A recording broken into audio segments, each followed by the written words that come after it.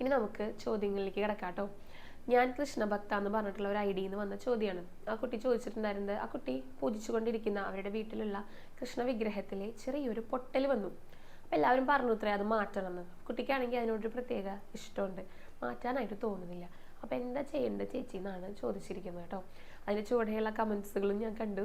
അത് കളയാനായിട്ട് അല്ലെങ്കിൽ ഉപേക്ഷിക്കാനായിട്ട് മാറ്റണം എന്ന് തന്നെയാണ് എല്ലാവരും പറയണത്. അത് തന്നെയാണ് പറയാനുള്ളത് കേട്ടോ. പൊട്ടിക്കഴിഞ്ഞാൽ വിഗ്രഹങ്ങൾ കേടുപാടുകൾ വന്നു കഴിഞ്ഞാൽ അത് നദികളിൽ ഒഴുകുന്ന പുഴയിലോ ജലാശയങ്ങളിൽ, സമുദ്രമാണ് ഏറ്റവും നല്ലത്, അവിടെ കൊണ്ടുപോയിട്ട് നിമജ്ജനം ചെയ്യണം എന്നാണ് പറയുക. ഇത് ഒഴുക്കി കളയുക, അങ്ങനെയാണ് പറയണത്. അങ്ങനെ ചെയ്യണം എന്ന് തന്നെയാണ് പറയണത് കേട്ടോ. കാരണം പൊട്ടലുകളൊക്കെ വന്നു കഴിഞ്ഞാൽ, കേടൊക്കെ വന്നു കഴിഞ്ഞാൽ ആ വിഗ്രഹത്തിലുള്ള ചൈതന്യം പോകും, അങ്ങനെയാണ് പറയുക. അപ്പോൾ ചൈതന്യം പോയി കഴിഞ്ഞാൽ നമ്മളത് വീടുകളിൽ വെക്കില്ലല്ലോ.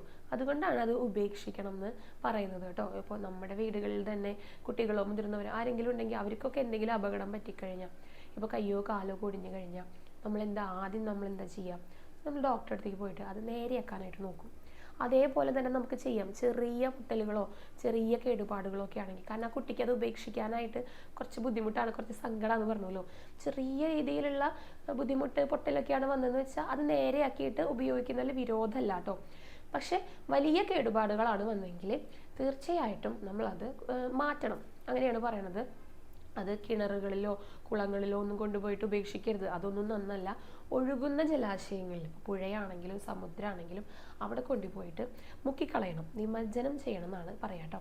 അങ്ങനെയുള്ള കാര്യങ്ങൾ ശ്രദ്ധിച്ചോളൂ. കേടുപാടുകൾ വന്നിട്ടുള്ള വിഗ്രഹങ്ങളിൽ വീട്ടിൽ സൂക്ഷിക്കുന്നത് നന്നല്ല. അത് ഇപ്പം ഈ പറഞ്ഞ പ്രകാരം അത് നിമജ്ജനം ചെയ്യാണ് വേണ്ടത്. പിന്നെ ചിലർക്ക് സങ്കടമുള്ള കാര്യങ്ങൾ പറയുമ്പോഴാണ്, ചെറിയ പൊട്ടലുകളാണെങ്കിൽ നേരെയായിട്ട് ഉപയോഗിക്കാൻ വിരോധമില്ല. വലിയ ബുദ്ധിമുട്ടുകൾ ഉണ്ടാവുകയാണെങ്കിൽ ഇപ്രകാരം അത് ഉപേക്ഷിക്കേണ്ടതാണ് കേട്ടോ.